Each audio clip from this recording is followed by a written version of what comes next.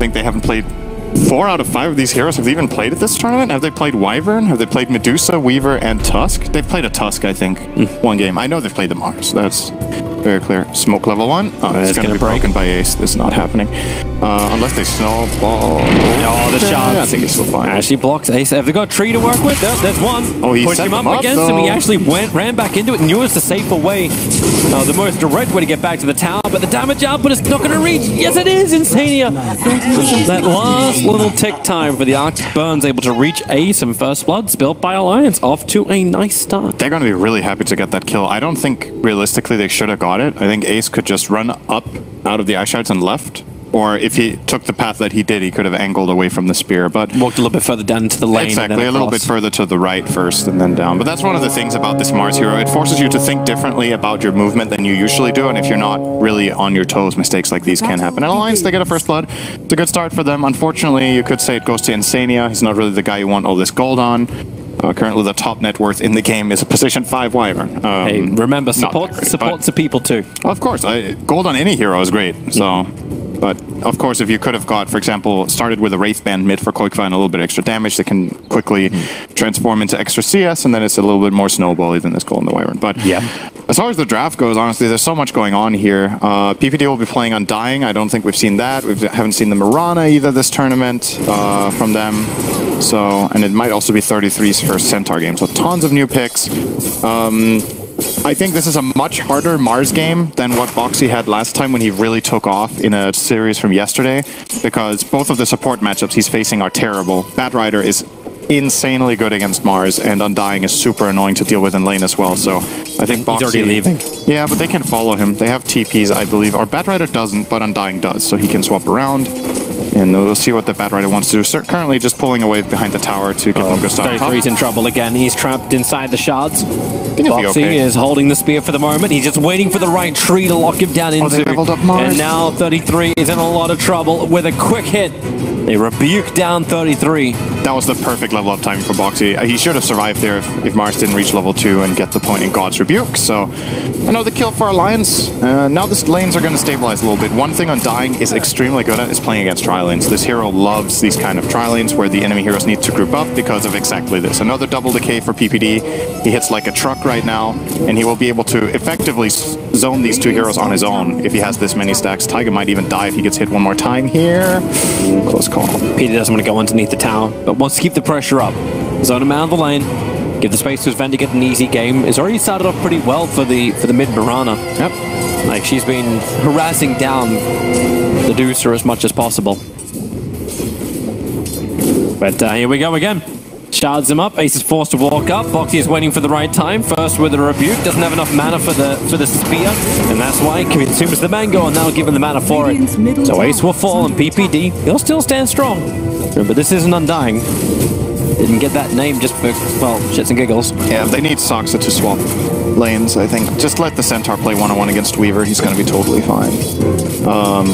Or Soxa needs to find something meaningful to do, because he got this one pull off top and it's like, okay, Steve, there we go. I think NIP's Trial is just flat out way stronger right now. You can't win this lane realistically as Alliance anymore. You're going to get sticky napalmed up a couple of times. Batrider's going to cause all sorts of chaos. There's decays in the mix. They have heal and shield in their supports too. One of the most hilarious things, like Alliance, like, more difficult to win this lane just because they don't have as many trees to work with. Boxy's moved a little bit further down south, but here comes Asuka in the middle of the Firefly, but with the rebuke, 3 heroes getting hit. Tiger's still going to lose his life. Ace, he's dropping down low. Boxy's able to claim his life, but the Firefly is still going out with 4 stacks of sticky napalm. Boxy, one more attack from Zuxka, is able to get that kill.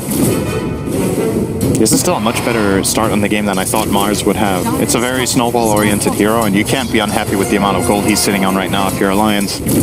We'll see if he chooses to TP or walk to a lane. He will TP top to try to force movement again, so that they can get the Weaver against Batrider if possible. It looks like he'll swap bottom. And, well, they've got 20 seconds to enjoy, because after that, Soxa has TP again, and he's probably going to swap top. And Centaur goes bottom. Yep, here's the switcheroo. Gotta love ourselves a little bit of musical lanes. It's always entertaining to watch and annoying to play, but that's fine. We're just watching, right? Okay, Peter level 4. Wow, I didn't realize he was getting this big. They got these kills, so Obviously, with Sven dying before they got the 2 return kills, a lot of experience went the way of Undying as well as Batrider. Sven sitting on level 2 in this top lane against Boxy right now. But you would imagine he will get some help very soon from Bat. Thinking about it, at least Peter, dropping the Tombstone bottom. He's kind of surrounded here, has a bit of healing. And a little bit of trouble. Pulse Stomp is out with double F. 33 already got the kill on Meke. He couldn't actually Shikuchi himself away from this, so they're finally going to take care of the Tombstone. But Insania, even more damage than 33 is just pushing into them. Tiger and Insania having a hard time. Boxy being battled up. That's that Batrider movement towards the top lane you're talking about. Suxer, he's got now four stacks of sticky napalm on Boxy. Difficult to turn around and get out of it. PPD nice to swap to the neutrals, but Ace staying with him. But Boxy, 5 stacks of sticky napalm. Let's make it 6. Suxer, he still wants more distance with the snowball. It's going down after the Sven. If they can catch both of them here, it'll be huge with the shards. Ace is locked in, but Fata leaps forward with the Starfall with the quick kill over on Tiger, but Tiger's already done the job. He'll lose his life in the trees. Boxy will also have the South cancelled. Now this is a faster pace for you, Send. I was worried this would be a snooze fest when Dusa gets picked up, but it's quite the opposite. Yeah, everybody else is really active. Well, Dusa is chilling, for sure. Yeah, what Carl said, like if Dusa can just sit and stack and farm inside the jungle, then Alliance will be in a great position. Yep, that's the life of Dusa. Just hit some creeps.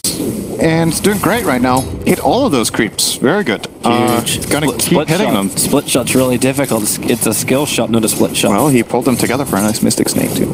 Don't undersell it. Oh, sorry. Quite for you're amazing. Yeah, I was more sad just to watch him play a hero which is not a Queen of Pain. It's not a Storm Spirit. It's not a hero where he really shines hard. It's a Dusa. You just got to play it right. It's a fair point that this is different from what Alliance have generally played in this tournament with success. They put him on Alchemist in one game and they lost.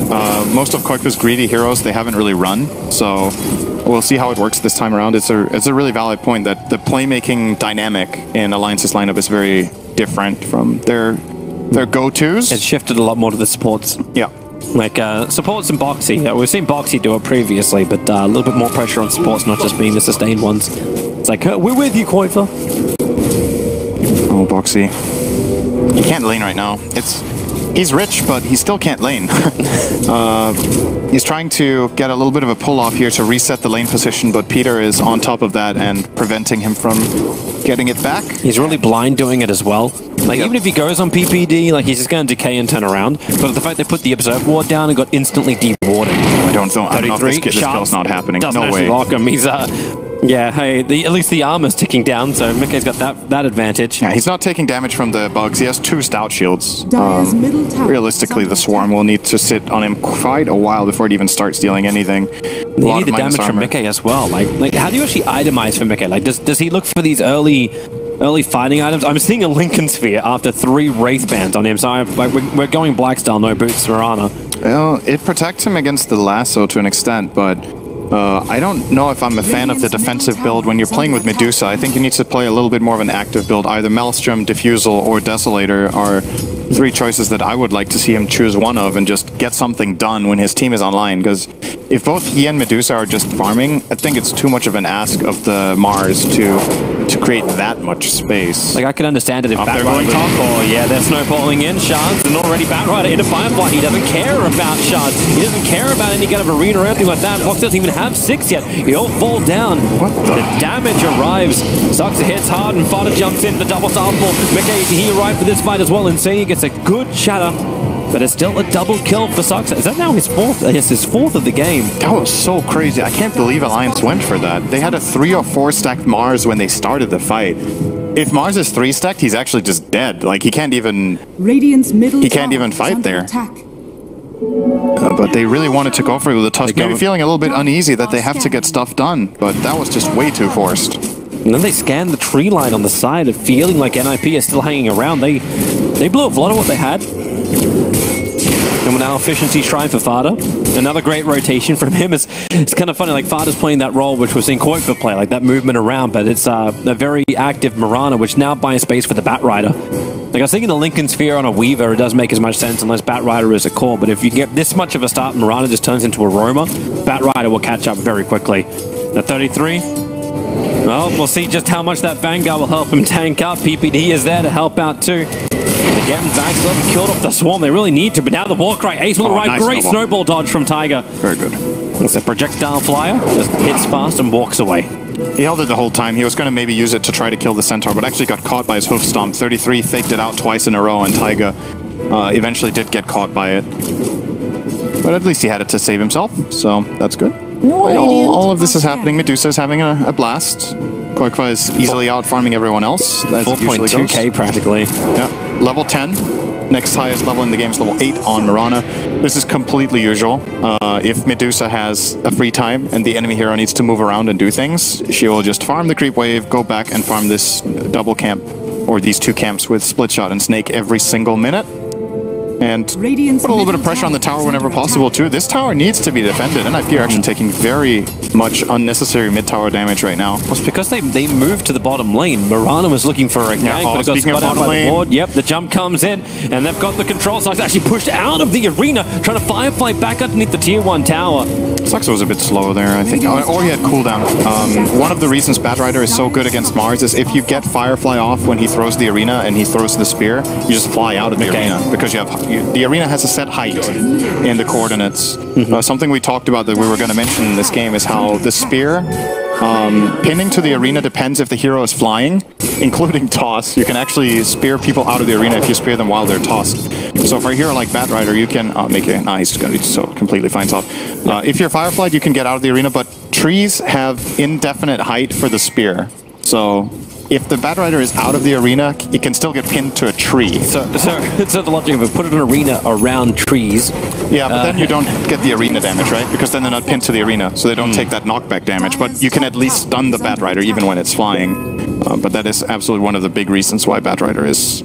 In addition to all the other problems it causes for Mars, that is just the icing on the cake, basically. Is she going to have a crack over a 33? This one, Arctic Burn from Insania is actually a little bit more effective.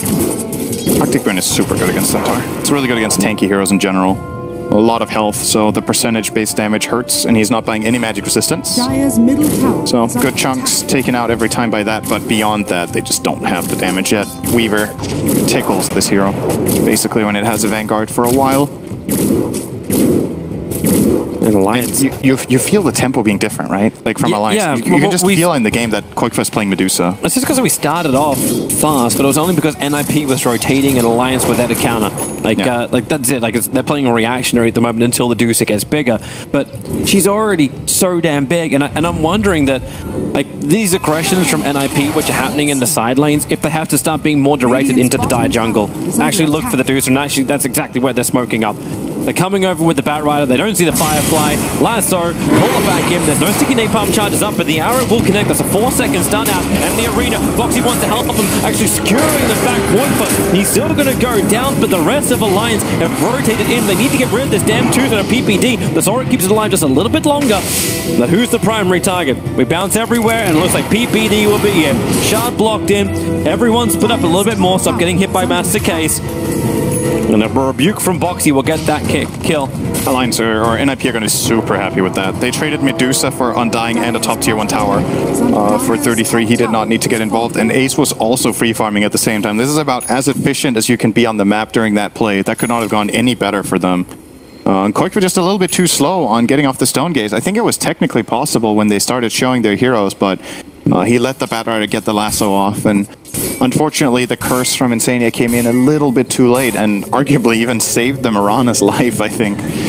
So not really what Alliance were looking for in that instance, but it's not the biggest deal in the world. It's not the worst. Koikwa straight back to farming a double stack of Ancients and trying to get it done before the 13-minute mark, and he just efficiency farming once again from Medusa. And Weaver at the same time can take plenty of space in this top lane, so even though the tower has fallen, he's relatively safe. Until the Blink Dagger comes out on Centaur, that's when it can get a little bit trickier, but for now, there are no daggers on the Radiant side, so really the only thing killing the Weaver would be an arrow out of the tree line or something like that. So Mickey feels very safe. He might even go further in this top lane, which you usually don't see carries do at this point, but... You still would kind of wish him to have something more than just like a ring. I don't like his item build. And on top of this, let's remember we've been talking about the dynamic of farm on Alliance's team quite a lot this tournament. Mickey is poor. That's rare. They're going mid. Boxy. Arena is up. They're going to actually catch the Centaur in the middle of this. There's no Stampede available. The arrow flies forward. At least gets the stun over on Tiger, but it won't matter when PPD can't outrun this. The two probably tankiest heroes of NIP fall. Tombstone was quickly mopped up because Meke joined this fight. Now it turns into Alliance pushing down mid for the tier 1 tower. No buyback for NIP. They'll claim the tier 1 in return. That was a really ambitious push from NIP to do with only 2 heroes? Was 3? 3? I guess they were 3. No Batrider there, no way for Sven to connect, and Alliance just pile on them with a couple of heroes TPing in and easily defend, get 2 kills and a tower. So very good sequence from them for sure.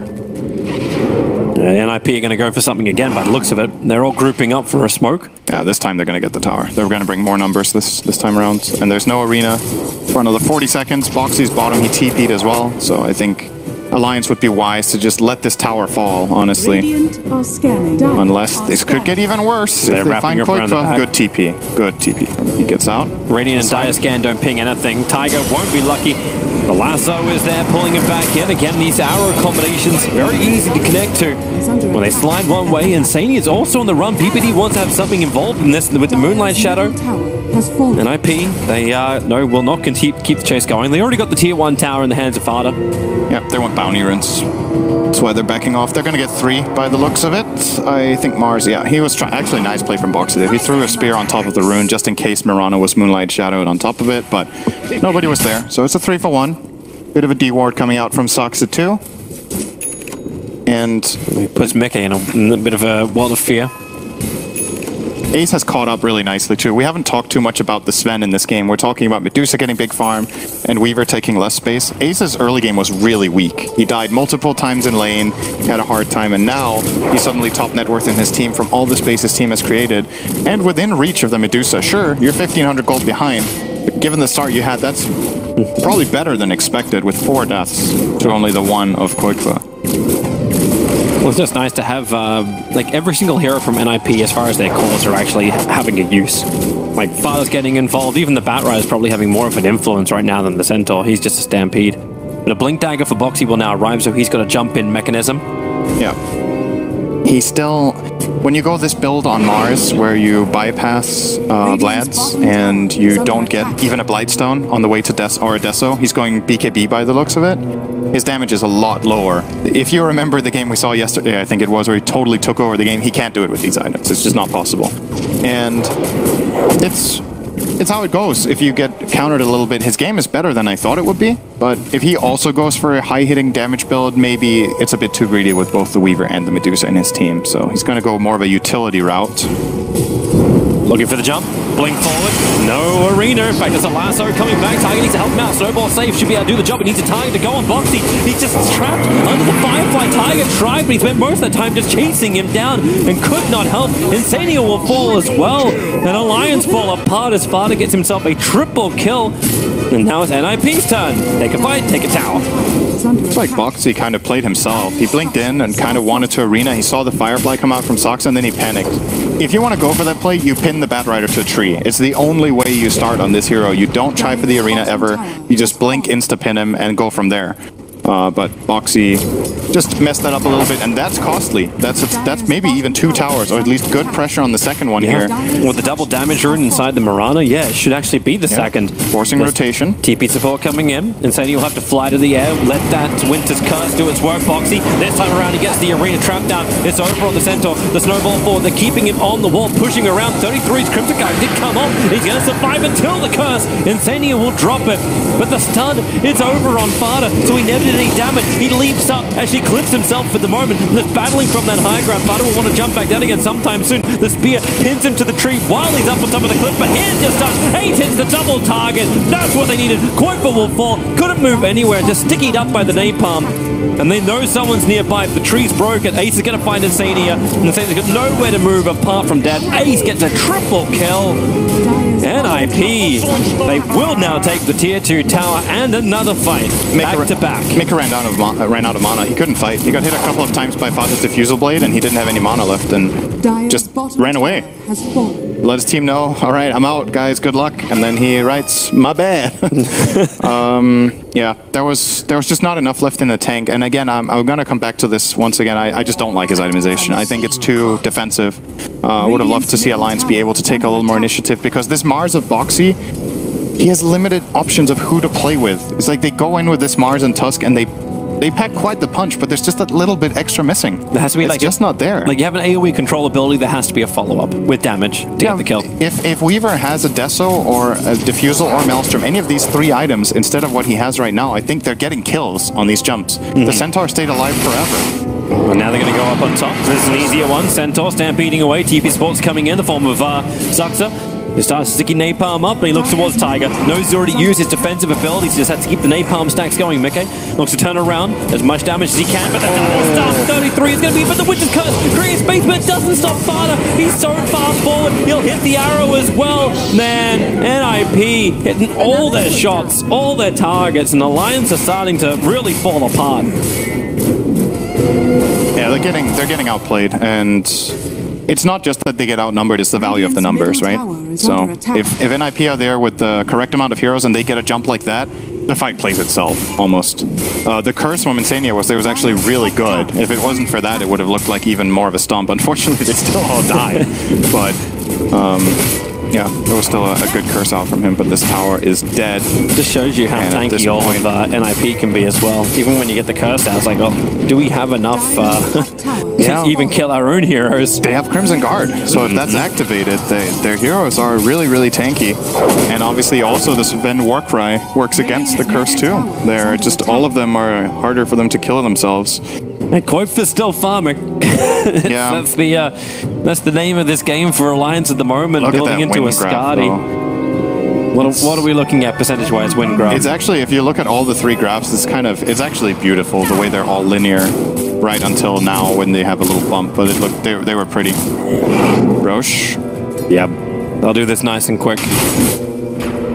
Having that double damage rune on Ace. Plus 372 casually on his 164. Easy. Yeah, Lions seem either unaware of this or unwilling to fight. This is big. I wonder if they give this Aegis to the Mirana. They're TPing in, but they're underneath their Observer Ward when they do it. Roshan's pretty low. A blink into some kind of arena or something would work. Smoke comes very, very late. The bug's flying forward, and now Lions just want to retreat. Oh, Soxa could get him here. Oh, McKay. He's just looking to chase him down. Where's the reveal? He jumps to the side. Sentry Ward, there's a time lapse back over. Stampede being committed, and he's just juked it entirely.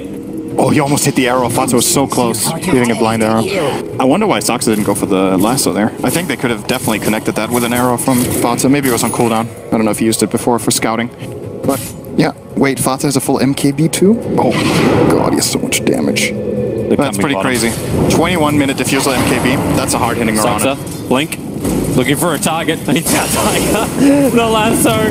That wasn't even the intended target. The intended target was Mars. The snowball's going towards Fata because he really can't go into the Firefly. Actually, he dies to the Firefly anyway that was in the lane. Fata sits there. He killed the Siege Creep. Huge send. Oh, that's huge. Hey, man, everything matters in Dota, okay? Things add up over time.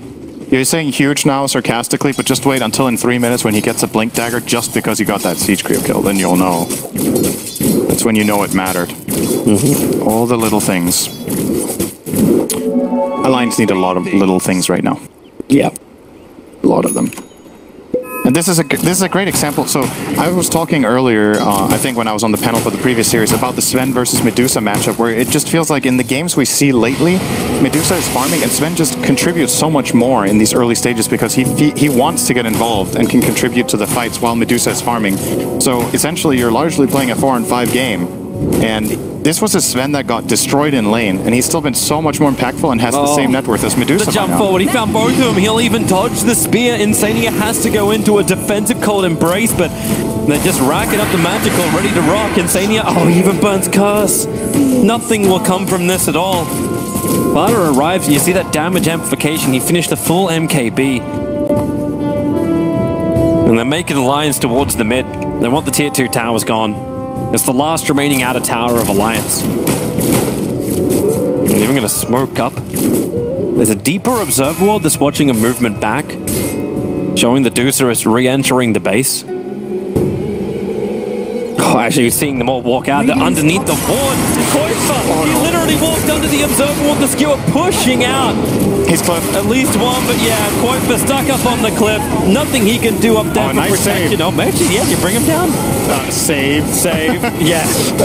Yeah, I don't know if that's really that much of a save. Alliance have already lost to Kuiper. Tried to stand his ground. A quick Manta, but there's 3 heroes right on top of him. Just run. A double kill for Fata. There is nowhere to run. 70 seconds on the sideline. Kuiper's down. Mika's cutting the wave. He's got to try to stop NIP's advances here, but NIP could just go bottom and try to go high ground, actually. Medusa's dead for a full minute, and they have pretty good resources on their heroes to continue and an Aegis, so I don't think they're too afraid of making an aggressive move, and they know that the Alliance lineup can't bring much to the table right now. Mars Arena cooldown, Medusa Stone Gaze on cooldown even if she buys back, and if they force the buyback, that's a big win in itself. So, gonna try to see if they can poke a little bit here. 13 stacks of Retaliate available for 33. It's gonna activate them. Crimson Guard. Yeah, This tower's dead. What's that tier 3 tower belt? You can shards in, but Fata and 33 don't even flinch. They want to stay exactly where they are. Finish the tower, finish the racks, and try and finish up game 2 and tie up the series. The arrow is scouting. It's in the corner where Mars is trying to inch his way down through the tree line. He might go for Blink Spear here. Weaver is only now beginning his TP back. They have to wait for the right timing. There's the Blink Spear, and done exactly that. Right back to the racks. Fata will have the Aegis Immortal trigger. Not the biggest deal for NIP. It was 1 minute left on it. I think if they don't use it here, they might not get to use it at all. So that's essentially a null kill. They forced the retreats though, so it's all the runs for the 25-minute runes. Still be 3-1. 3 for 1, and NIP. Don't go. Really? He just walked up to him. He can be locked in the tree, locked on the wall, pushed back out, a quick leap out. That's possible. Interesting. Can you use those small narrow points to get out? Yeah, Is there a higher area on the pillars? It depends a bit on the angle, I think. You can't reliably leap out, I believe. It's a little bit situational, but if Fata is very well versed in jumping out of arena, that might be part of the reason they picked the Mirana. There's like that perfect point, like you start doing that math, that like just the proper chart at the highest point of leap. You can then escape. It's possible. It might even have something to do with where you are in your leap animation, whether you get out or not. I'm actually not sure, because nobody plays Mirana, so you never see it. Oh, top lane push coming in. Might still want to fight. Buyback available. Buyback, yep. 33 is looking for the Hoof Stomp. Thanks to their Observe Ward. It's good information from NIP.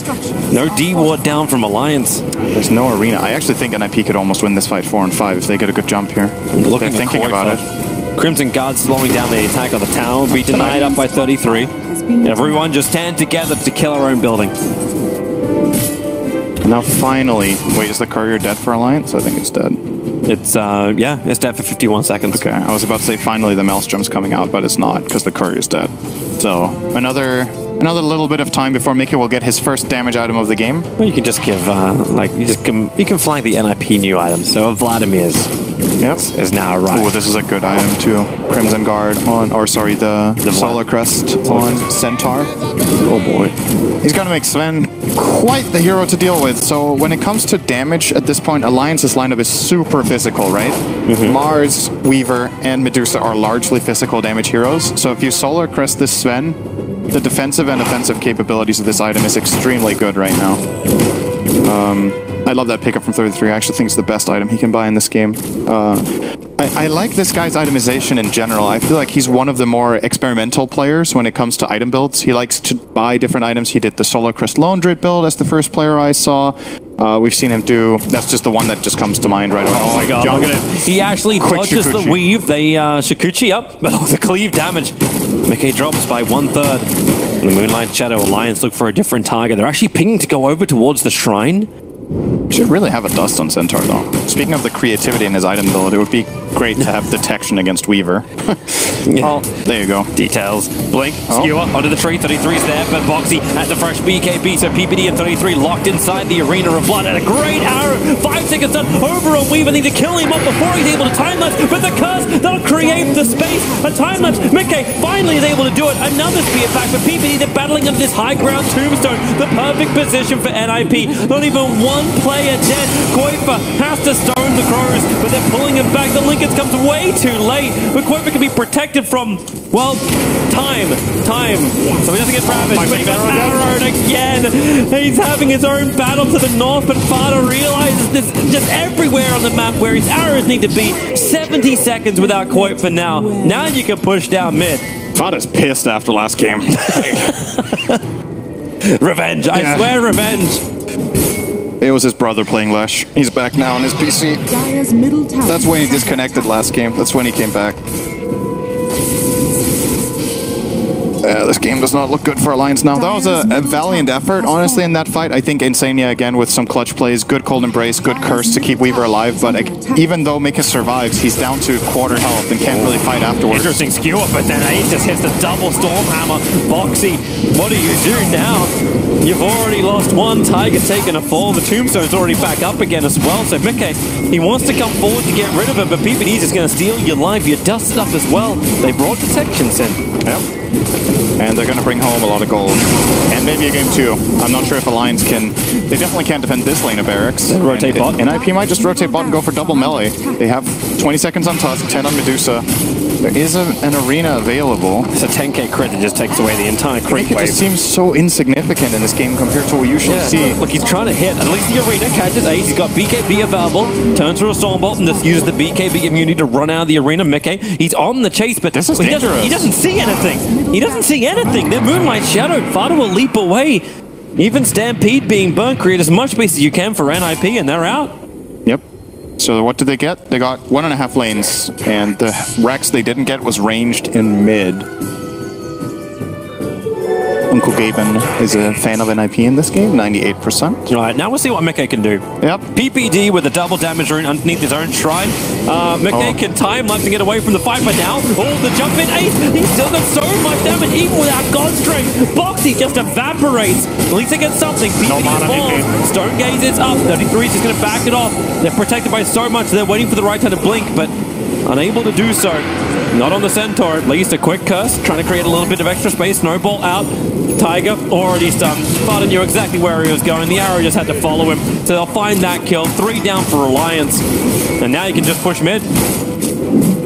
Yep, they're gonna have God Strength again. I think it's Megas. I think it's game. It's a short time, 20 seconds. I think they got it. I think they got it. The wave is reaching now, so backdoor is going to deactivate. He's going to God Strength in 5 seconds. Ideally, you don't hit this range barracks. I think you just go top. The wave is going to take care of business, but he just wants to take it into his own hands. All right, there we go. Now switching over. God Strength will be popped, and here we go. 1, 2, 3, 4, 5, 6.